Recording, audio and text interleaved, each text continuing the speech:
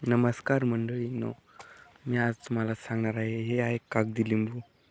ह्याचा आता नवीन नवीन तौर लागलेला आहे. आता फेब्रुवारी महिना चालू आहे.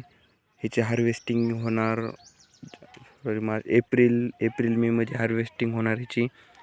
हे जर तुमचं जर असा तौर जर खाली पडत असेल का, हे बघा, असा तौर जर खाली पडत असेल का, मग समजून जायचं की तुमच्या लिंबाच्या झाडामध्ये किंवा कोणत्याही झाडामध्ये समजायचं बोरॉनची कमतरता आहे.